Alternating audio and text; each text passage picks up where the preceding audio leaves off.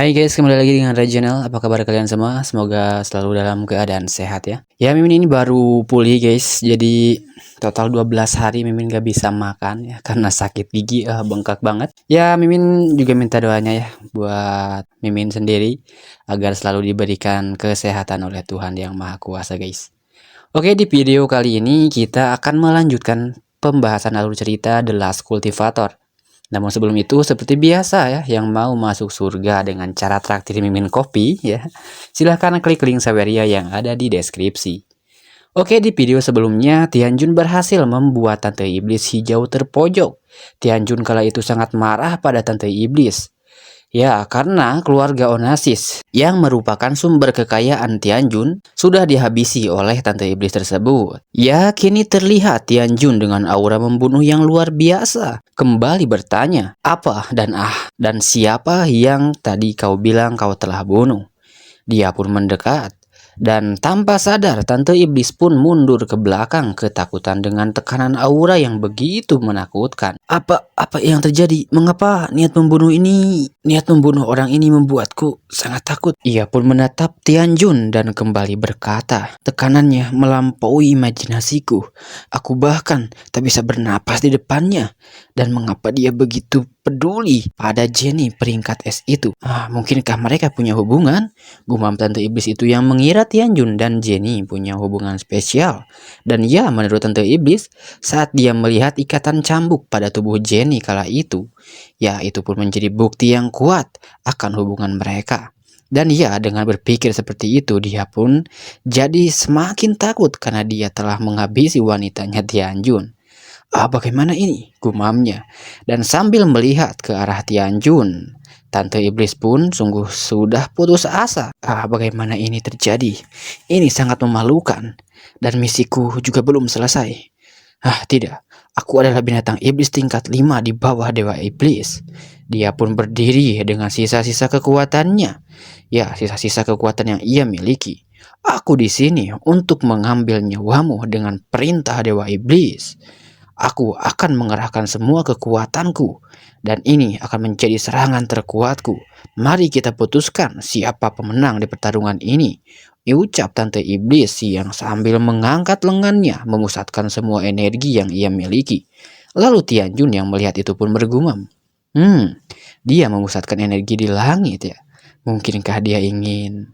Dan ya, Tante Iblis pun mengeluarkan jurus terakhirnya yang bernama Striking Meteor, yang mana kini terlihat di angkasa banyak sekali meteor ya, batu-batu meteor yang siap menghujam Tianjun. Wush!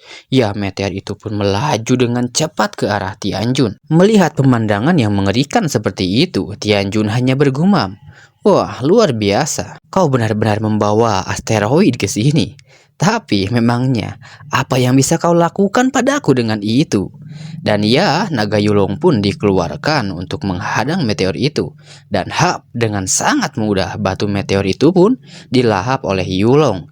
Dan membuat kini terlihat tubuh Yulong pun ya jadi naga yang mengembung ya seperti ikan buntal guys. Lalu naga Yulong pun berdiri di belakang Tianjun. Ucap naga Yulong yang sudah puas dengan batu itu.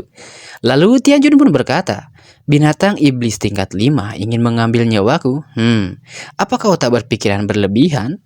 Dan ya, kini terlihat Tante Iblis pun yang sudah terkulai lemas. Aku kalah. Aku benar-benar kalah. Kekuatan kultivator ini benar-benar menakutkan. Apakah ini kekuatan kultivator? Ya, tak heran pendeta iblis membuat ramalan itu. Dan apakah benar Dewa Iblis jatuh di tangannya? Tapi itu tidak mungkin. Tidak ada yang bisa mengalahkan Raja Iblis, gumam Tante Iblis yang masih tak percaya dengan apa yang telah terjadi. Tianjun pun mendekat dan berkata, aku punya pertanyaan terakhir untukmu. Apa yang kau ingin kau tanyakan? Apakah tentang Dewa Iblis? Aku takkan memberitahumu apa-apa, jawab Tante Iblis itu. Namun kocaknya, si Tianjun malah menjawab, hei, tidak, aku tidak akan menanyakan hal sepele seperti itu. Dan sambil menunjukkan bon hutang keluarga Onassis, Tianjun kembali berkata, sejak kau membunuh Jenny, catatan ini menjadi tidak berguna. Apa kau punya uang dan mampu untuk membayar batu spiritual sebanyak ini? Dan dengan keringat yang mengucur deras, Tante Iblis pun mengatakan bahwa dirinya tak punya uang dan tak bisa membayarnya. Sayang sekali, itu bukan jawaban yang ingin aku dengar, ucap Tianjun. Lalu dia pun mengeluarkan cermin milenium. Cermin milenium, ambil seluruh peralatannya, ucap Tianjun. Dan ya, cermin itu pun langsung mengambil semua pakaian yang dikenakan Tante Iblis. Hingga kini terlihat Tante Iblis pun begitu sangat menyedihkan tanpa selai pakaian sedikit pun. Sambil menatap Tante Iblis, Tianjun pun bergumam, sialan, aku tidak mendapatkan banyak uang darinya. Berapa banyak bangsawan yang harus kuperas untuk menutupi kerugian ini dari hutang si Jenny. Ya, begitulah ya. Di depan ada ladang ya, terbuka sekali untuk bercocok tanam. Tianjun malah bingung memikirkan uang, guys. Sialan, dasar pria cabul. Aku sudah kalah dan kau bisa membunuhku. Kenapa kau malah melepas pakaianku? Kau sungguh menghinaku. Apa kau menganggapku sebagai wanita murahan dan ingin menikmati tubuhku? Aku tak akan membiarkan kamu berhasil. Hatiku ini adalah milik Dewa Iblis. Jika kau berani melakukannya, aku akan bunuh diri tepat di hadapanmu aja, ucap Tante Iblis pada Tianjun. Kau terlalu banyak berpikir. Aku tidak peduli kau seorang pria atau wanita, selama kau adalah jenis iblis, aku akan membunuh kalian semua.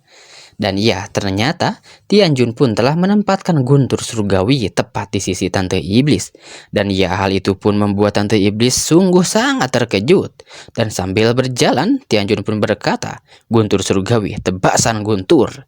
Dan ya, kini terlihat kilatan-kilatan cahaya guntur di belakang Tianjun yang membakar Tante Iblis hingga tewas. Dan hanya tersisa inti iblisnya saja. Dan ya, Tianjun pun memberikan inti iblis itu pada Yulong. Dan Yulong pun sangat senang dengan hal itu dan takkan menahan diri untuk menyantapnya. Dan setelah urusan dengan Tante Iblis selesai, Tianjun pun kini menghampiri Bai Qing dan terlihat Bai Qing yang tergeletak. Rubah kecil, aku sudah mengurus iblis itu, sekarang kamu bisa. Namun terlihat kini Tianjun yang terlihat khawatir dengan kondisi Bai Qing. Ya, kini terlihat Bai Qing terluka cukup parah. Tianjun pun sangat khawatir melihat keadaan Bai Qing. Rubah kecil, hei rubah kecil. Kau tak boleh mati. Aku membutuhkanmu untuk membantuku mencari harta tersembunyi sekte Suantian. Hei, rubah kecil, cepat bangun, ucap Tianjun yang khawatir sambil memukul-mukul si Bai Qing. Karena dia khawatir ya dengan alat yang dia punya untuk mencari harta, guys. Namun beberapa saat kemudian Bai Qing pun mulai tersadar dan menggenggam tangan Tianjun. Hei, jika kau terus memukulku, mungkin aku akan benar-benar mati, ucap Bai Qing. Mendengar ucapan dari si Bai Qing itu, seketika wajah Tianjun pun sungguh sumringah dan langsung menggendong Bai Qing. Namun waduh guys, menggendongnya saja ya, seperti ini guys. Ya memang ya, si Tianjun ini memperlakukan wanita hanya seperti alat untuk mencari uang saja guys. Wah, bagus. Sekarang kamu sudah bangun. Sekarang aku akan mengobatimu dan membawamu ke dokter, ucap Tianjun yang sambil menggendong Bai Qing. Hei, tunggu. Lepaskan aku. Aku tak perlu diobati dan dibawa ke dokter. Aku akan pulih selama kau memberikanku energi spiritualmu. Oh, bahkan dengan luka yang begitu menyedihkan seperti ini, tanya Tianjun lagi. Ya, tapi kita perlu mencari kolam sumber air panas agar bisa meningkatkan efisiensi dalam menyerap energi spiritual. Sama seperti saat malam pertama kita bertemu, jawab Bai Qing. Ya, Tianjun pun sedikit terkejut dengan itu. Maksudmu kita perlu mandi bersama agar kau bisa sembuh? Jawab Tianjun. Lalu ya, mereka pun mencari kolam sumber air, namun nampaknya mereka tidak dapat menemukan kolam sumber air panas. Jadi dia memakai kolam yang ada saja. Ya, kemudian singkat cerita mereka pun sudah berada di kolam air itu. Terlihat kini Tianjun sudah telanjang ya. Baiklah, mari kita lakukan di sini. Tapi aku tidak mau sampai melepaskan semua pakaianku. Setidaknya sisakan dong celana dalamku, ucap si Tianjun. Hei, tolonglah, ini hanya untuk menyembuhkan lukaku, jawab Bai Qing yang mencari kesempatan dalam kesempitan. Hei, lalu kenapa kau tidak telanjang? Ini tidak adil, ucap Tianjun pada Bai Qing. Aku hanya menyerap energi spiritual saja, tidak perlu melepas pakaianku. Kau bisa melepaskan energi spiritualmu sekarang. Oh, baiklah, seperti ini, tanya Tianjun yang sudah mengeluarkan energi spiritualnya. Dan ya, melihat itu, Bai Qing pun sedikit hangat pada rahimnya guys ya. Rahimku hangat mas. Luar biasa, dia melepaskan energi spiritual yang sangat banyak. Tak heran wanita si Dian itu ya, si tante iblis itu bisa dikalahkan dengan mudah. Kekuatan John Tianjun memang tidak terukur. Dan ya, energi yang mengalir ini sungguh sangat memabukkanku. Rasa sakitku perlahan berkurang. Energi spiritual yang begitu kuat dan sangat panas. Ini terlalu berharga. Aku takkan menyia-nyiakannya. Dan lep, ya. Dilumatlah Tianjun oleh siluman rubah ekor 9 itu. Sampai mereka terjatuh ke dalam kolam. Tidak cukup. Ya, Tianjun pun terlihat kesulitan bernapas ya, berbeda dengan Baiking yang terlihat begitu sangat beringas. Kemudian setelah beberapa saat, proses itu pun selesai. Aku sudah sembuh, ucap Baiking. Aku seperti dilahirkan kembali, tambahnya lagi. Kemudian berbeda ya terlihat dengan Tianjun yang terbatuk-batuk. Hei, apa kau ingin membunuhku? Hehehe, maaf. Energi spiritualmu menggiurkan sampai aku tidak bisa mengendalikan diri sejenak, jawab Baiking. Lalu kemudian singkat cerita, di siang harinya mereka pun pergi dengan menaiki naga Yulong. Tianjun pun berkata pada Yulong, "Hei, naga kecil, kau telah memakan inti iblis tingkat 5. Sekarang saatnya kau bekerja, jangan malas-malasan." "Ya, aku tahu, kau takkan membiarkanku makan gratis," gumam Yulong yang terlihat kecapean membawa mereka berdua. "Dan hei, kau rubah kecil, haruskah kau begitu dekat denganku?" tanya Tianjun yang kini terlihat ya. Si Tianjun dipeluk oleh Baiking. Kita ini sangat tinggi sekarang. Aku takut jatuh, jawab Baiking. Lalu, ini, ya, aku merasakan kehadiran item terpesona. Aura ini terasa mirip denganmu. Mungkinkah ini item tersembunyi sekte Suantian yang kau cari? Dan ya, jelas mendengar hal itu membuat Tianjun bersemangat. Kemudian di tempat yang berbeda terlihat seseorang wanita yang sedang berlari karena dikejar-kejar 2 orang pria. "Hei, kenapa kau ngejarku? Kita tak punya dendam atau masalah. Apa yang kalian inginkan? Apa yang kalian ingin lakukan padaku?" ucap wanita itu yang sedang dikejar. Dia merupakan wanita dari ras elf bernama Putri Onola. Ras elf adalah makhluk yang langka. Kau punya harga jual yang tinggi jika aku jual di pasar gelap. Benar, kita mendapatkan jackpot hari ini. Timpal teman dari berdebah yang mengejar elf itu. "Hei, kau menyerahlah. Aku tak akan menyakitimu," ucap 2 berdebah itu. Gadis elf itu pun kemudian berhenti dan berkata, "Oh, jadi kau ingin menculikku? Berarti kita adalah musuh. Baiklah kalau begitu, aku takkan membiarkan kalian." Lalu kemudian gadis elf itu pun mengeluarkan kekuatannya. Dan ia terlihat kini banyak sekali kupu-kupu yang muncul dari sekitaran tubuhnya. Kupu-kupu itu pun kemudian mengerumuni 2 pria yang hendak menculik si Putri Onola itu. Ternyata hal sepele ini bisa menyerang juga ya. Mengapa ada banyak kupu-kupu ini? Ucap 2 begundal itu. Aku alergi dengan hal seperti ini. Ya, terlihat mereka pun kini sedikit kesulitan menghadapi serangan kupu-kupu itu. Lalu Onala pun mengucapkan kata-kata kutukan ras elf Osiris. Ya, kini terlihat 2 begundal tadi pun seketika berubah menjadi pria tua kurus kering yang lemah tak berdaya. Rambutku hancur. Bagaimana ini? Bagaimana aku bisa bertemu dengan orang lain dalam keadaan seperti ini? Hei, seni iblis apa yang kau gunakan? Kembalikan kami seperti semula, ucap para begundal itu pada Onola. Ya, itu adalah akibat kelakuanmu sendiri, dan kalian masih belum pantas dan mampu menghadapi sihir elf, ucap Onola. Namun tiba-tiba saja terdengar suara yang berkata, menarik sekali, ini adalah sihir elf ya, ucap 2 orang yang baru muncul dari belakang Onola, dan mereka adalah bandit elit dengan kekuatan mental rank A. Pada dasarnya itu hanya tipuan sihir, ya itu tak buruk untuk standar ras elf, ujar mereka. Ya, wanita berambut merah itu pun memiliki kekuatan telekinesis. Sihir elf itu tidak berguna jika dibandingkan dengan kekuatanmu, ujar pria bandit itu yang bernama Mark dan wanita itu bernama Gina. Lalu Gina pun berkata, "Hei, gadis kecil, aku punya saran yang baik untukmu. Aku takkan menyakitimu jika kau membawa kami ke desa elf. Bagaimana menurutmu?" "Hei, aku bukan gadis kecil," ucap Onola yang langsung saja kembali mengeluarkan kekuatan sihir kupu-kupunya. "Kau harus membayar harga yang mahal untuk bisa melihat daerah elf." "Sihir elf," teriak Onola. Namun Gina dengan santai menanggapi serangan itu. Betapa lemahnya, jangan pikir sihir yang sama seperti itu bisa mengalahkanku." Ya, Gina pun mengeluarkan kekuatan telekinesisnya. Dan ya, terlihat dengan sangat mudah serangan Onola bisa dia atasi. Walaupun sihirmu kuat, tapi tidak ada artinya jika tak bisa menyentuhku.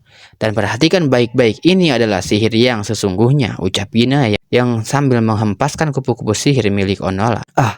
Angin puyuh, ya angin puyuh puting beliung itu ya sangat kuat. Bisa menghancurkan segalanya. Layaknya pedang, gumam Onola ketika melihat serangan itu. Hahaha, kau akan kehilangan semua perlawananmu dalam sekejap mata, teriak Gina pada Onola. Ya, kini terlihat Onola pun sudah tak berkutik. Dia pun bergumam, aku bertemu musuh yang kuat seperti ini saat pertama kali aku meninggalkan desa. Apakah aku harus menggunakan kartu terakhirku? Ya, nampaknya Onola ini masih punya kartu as ya terakhir untuk bertahan. Namun, bam! Tiba-tiba saja ada serangan yang jatuh tepat menghadang serangan sihir angin beliung milik Gina. Apa yang terjadi? Anginnya menghilang, dan apa yang tadi yang jatuh? Apa tadi yang jatuh? Lalu terdengar suara, "Hei, apakah ini tempatnya?" Ternyata itu adalah Tianjun. "Ya," jawab Baiking. "Aura item sihir itu datang darinya," ucap Baiking yang sambil melihat ke arah Onola. Onola yang melihat kemunculan mereka berdua pun tambah khawatir. Orang-orang aneh telah muncul lagi. Mengapa hari ini sungguh sial, ucapnya. Tianjun yang melihat Onola pun langsung tersenyum dan tanpa basa-basi. Tianjun pun mendekatkan wajahnya dan berkata, "Hei gadis kecil, kau tak memiliki banyak pakaian untuk menutupi tubuhmu. Jadi, di mana kau menyembunyikan item itu?" tanya Tianjun pada Onola. Memang kehadiran Tianjun ke tempat itu karena tertarik dengan item peninggalan sekte Suantian yang dirasakan oleh Baiking. "Hei, apa maksudmu?" jawab Onola yang tak mengerti dengan apa yang Tianjun tanyakan. Tianjun pun melirik boba Onola dan bergumam, "Mungkinkah tersembunyi di sini?" ujarnya. Gila Tianjun guys ya. Dia kira item yang ia cari ada di dalam kutang si Onola guys. Kemudian beralih ke Gina dan Mark. Gina pun bertanya pada Mark, "Hei, apa kau melihat itu? Angin beliungku menghilang." Ya, tidak hanya itu. Sebagai bandit liar yang sangat elit diabaikan oleh mereka, jawab Mark.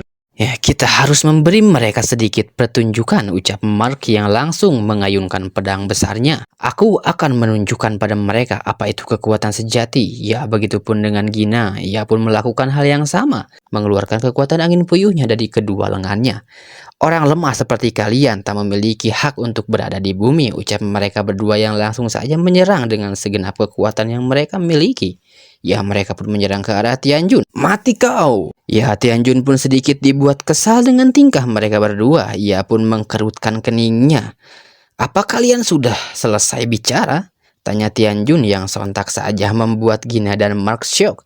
Tak percaya serangannya tak sedikit pun melukai Tianjun.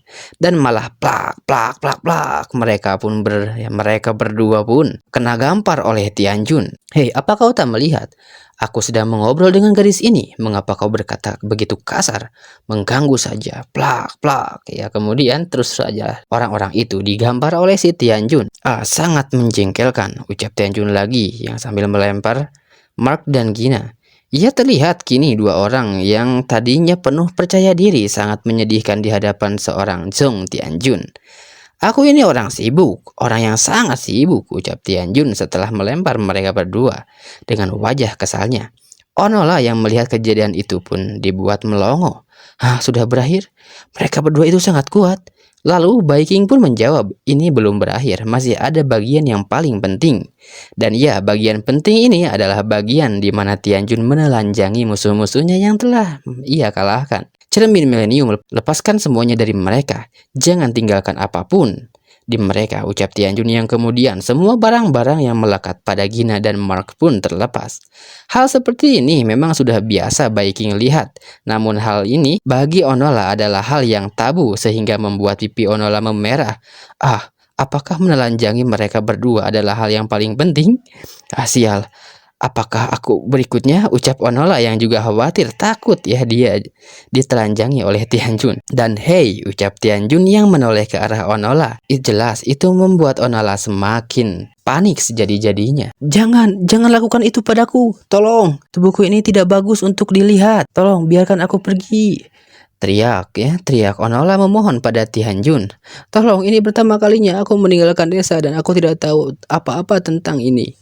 Tambah Onola lagi. Hei, apa yang kau katakan? Aku tidak ingin menelanjangimu. Aku ini orang yang baik, ucap Tianjun dengan wajah datarnya. Bukankah kau datang untuk menyerangku? Tanya Onola. Lalu, singkat cerita, kemudian terlihat mereka bertiga pun mengobrol. Ya, Viking pun menjelaskan perihal pertemuan mereka yang merasakan aura atau alat item ajaib leluhur surgawi Sekte Suantian milik Jong Tianjun.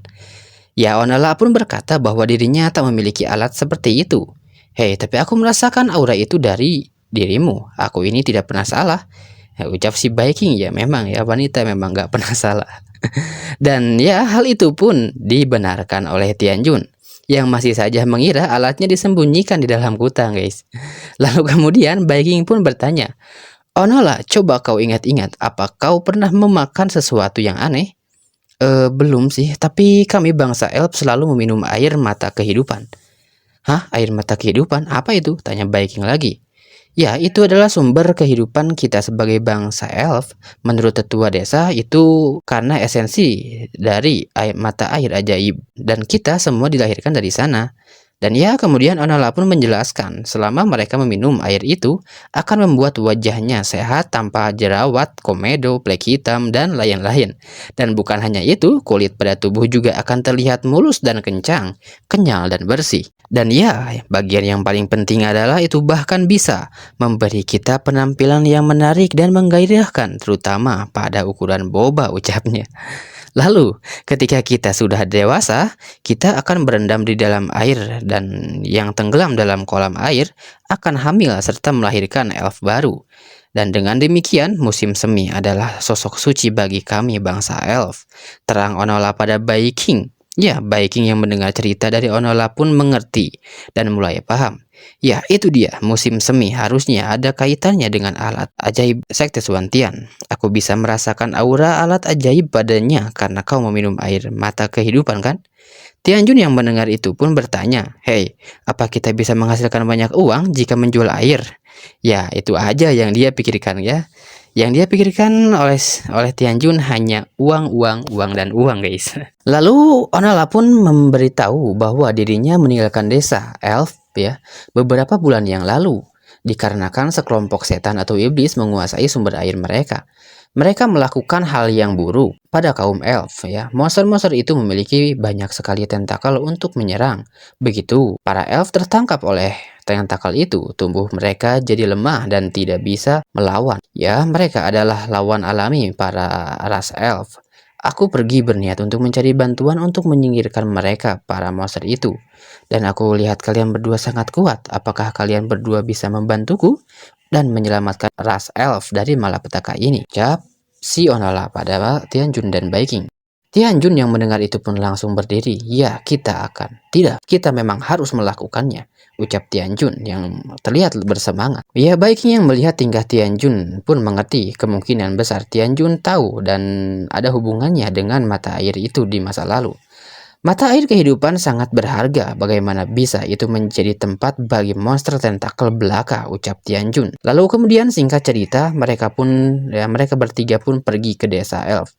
Terlihat mereka kini berdiri di depan hutan yang pohon-pohonnya sungguh sangat besar. Viking yang melihat itu pun berkata, desa elf berada di tempat suram seperti ini. Dan Onola pun menjelaskan bahwa ini semua untuk melindungi ras elf. Setelah melewati hutan seram ini, maka mereka bisa melihat desa elf. Dan Viking pun mengerti dengan hal itu. Viking pun kembali bertanya, Hei, kenapa kau mencuri pandang pada Tianjun? Hah? Tidak, aku tidak punya maksud apa-apa. Hanya saja ras elf hanya terdiri dari perempuan saja. Jadi aku belum pernah sedekat ini dengan seorang pria. Karena itu aku terus meliriknya karena penasaran. Oh ya, sebenarnya para ras elf belum pernah melihat pria sebelumnya.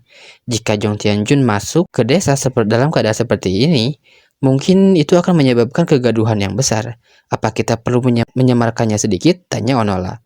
Hah? Menyamar? Apa kau berencana membuat Tianjun memakai pakaian wanita? Tanya Viking. Tianjun yang mendengar itu pun membayangkan dirinya memakai baju wanita, guys. Memikirkan itu membuatnya berkeringat dingin. Lalu kemudian Tianjun pun berkata, Akulah yang kau undang, jadi mengapa aku harus menyamar? aku melakukan apa yang aku inginkan. Dan karena para ras elf suka menatapku, maka biarkan mereka menatapku. Kemudian ya mereka pun melanjutkan perjalanan hingga tak terasa mereka pun kini sudah tiba di desa elf. Kita sudah tiba, ucap Onola. Oh, jadi ini desa elf. Wah, pemandangan yang cukup indah, ucap Tianjun dan Baiking. Dan iya, chapter ini pun berakhir. Sampai jumpa di minggu depan guys ya. Update-nya ini seminggu sekali guys. Jadi sabar untuk chapter berikutnya.